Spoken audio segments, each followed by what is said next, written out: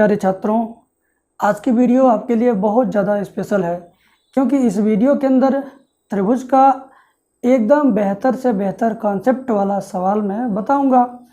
तो आपसे यही उम्मीद है मेरी कि आप आखिरी तक देखें ताकि आप इसको समझ सकें, और जब समझ लेंगे तो इसके जैसा कोई भी सवाल आपको परीक्षा में अगर मिल जाएगा तो आप उसको बड़े आसानी से कर पाएंगे। तो ज़्यादा देर न लगाते हुए मैं आपसे यही कहूँगा, चैनल सब्सक्राइब करें, घंटी की बटन दबाएं। अगर ये सब कर चुके हों तो लाइक शेयर ज़रूर कीजिएगा, ठीक है। अब सीधे अपने टॉपिक पर आ जाते हैं हम लोग। आज का टॉपिक है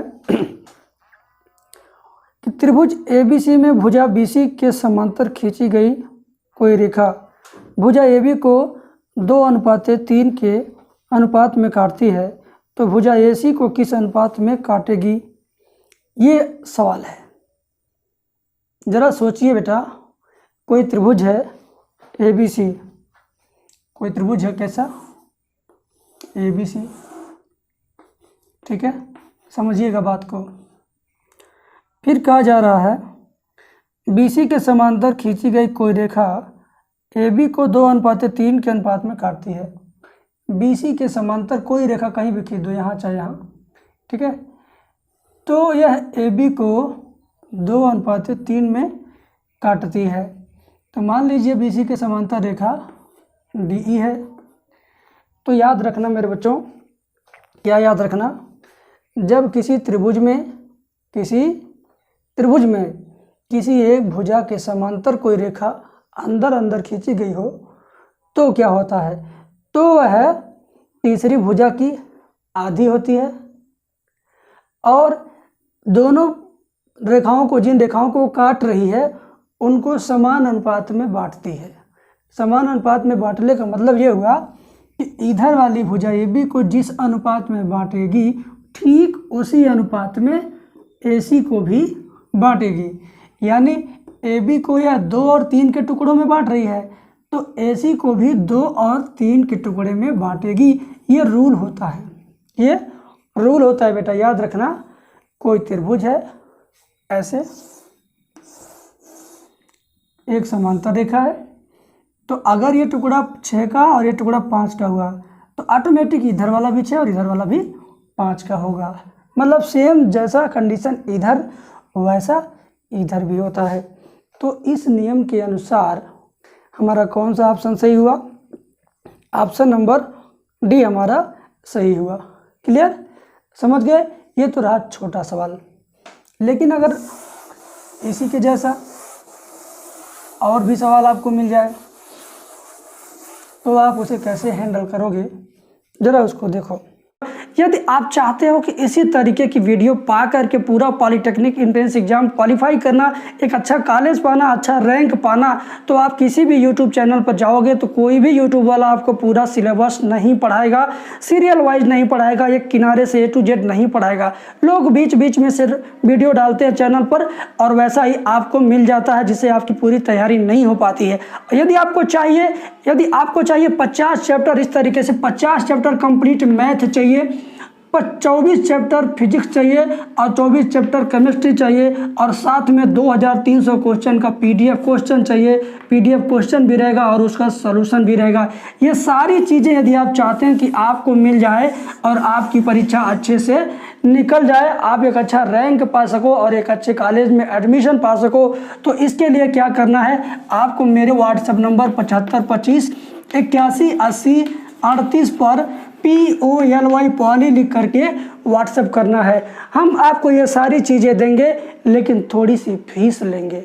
आप अगर इतनी चीज़ें मार्केट में जाकर पढ़ेंगे, किसी कोचिंग सेंटर पर, किसी शहर में या कहीं भी गांव में, तो कोई आपसे 5,000 लेगा इतना सारा चीज़ पढ़ाने का, कोई आपसे 4,000 रुपये लेगा, कोई आपसे 3,000 रुपये लेगा, कोई आपसे 2,000 लेगा।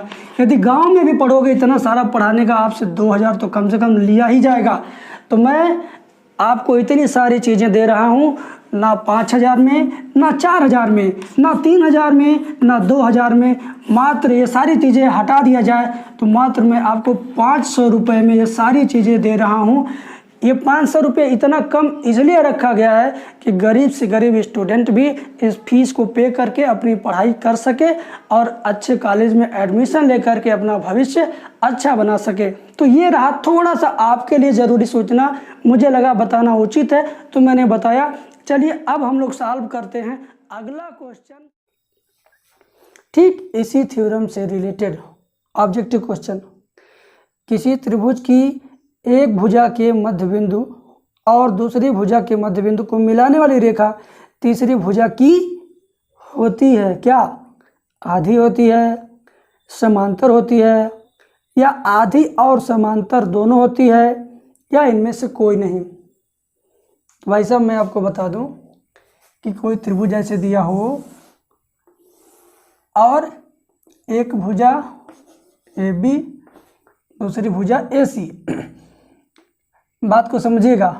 AB के मध्य बिंदु और AC के मध्य बिंदु को अगर हम मिला दें आपस में तो यह ठीक नीचे वाले का आधा होगा, ठीक नीचे वाले का क्या होगा? आधा भी होगा और नीचे वाले के समांतर भी होगा, यानी आधा और समांतर। ये वाली बात हमारी सत्य है, ठीक है। आधा भी होगा और समांतर भी होगा, याद रखना इस बात को।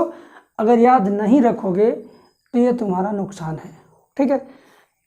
त्रिभुज ABC में दो भुजाओं के मध्य बिंदुओं को मिलाने वाली रेखा तीसरी भुजा की आधी भी होती है और तीसरी भुजा के समांतर भी होती है। क्लियर? आगे बात समझ में। एक क्वेश्चन और देखिए, समरूप त्रिभुज से संबंधित एक क्वेश्चन और देखिए, ठीक है। हाँ, सम्मुख चित्र में दोनों त्रिभुजों के कोणों के मान अंकित हैं, निम्नलिखित में कौन सा कथन सत्य है?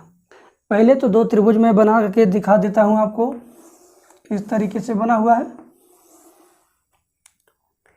इसका नाम दिया गया ABC और ठीक ऐसा ही एक त्रिभुज और है,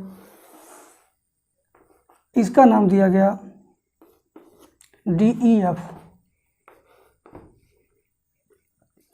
अब क्या होना है? इनके कोण इनके सामने अंकित हैं, 30, 90, 60, 30, 90, 60, 90, 30, 60, 90, 30, 60। अब जरा मेरी बात को गौर से सुनिएगा, सवाल क्या कहता है उसको जरा सुनिए। सम्मुख चित्र में दोनों त्रिभुजों के कोणों के मान अंकित हैं, तो चार कथन दिया गया, चारों में से कौन सा सही है? तो देखो भाई, अगर हम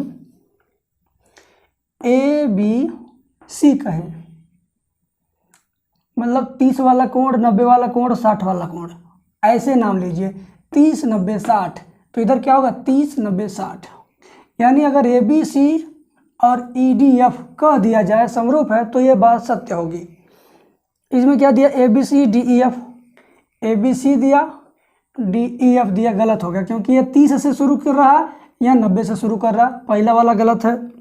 दूसरे विकल्प को देखिए, ABC EDF, ABC EDF एकदम करेक्ट है। क्यों?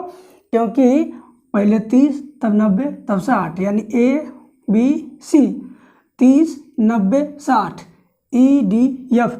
दूसरा वाला विकल्प बी वाला सत्य है, तीसरा वाला असत्य हो गया। ABC DEF, DF ही गलत है। 30, 90, 60 कह रहा है, ये 90, 60, 30 कह रहा है, गलत है। चौथा ABC EFD, इधर घुमा दिया, ये भी गलत है।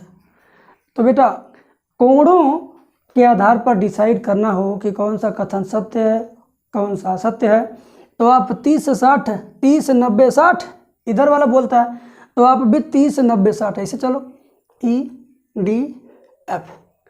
समझ गए? चलिए, अगर बेहतर लगा हो तो लाइक, शेयर, कमेंट जरूर कीजिए। Thank you.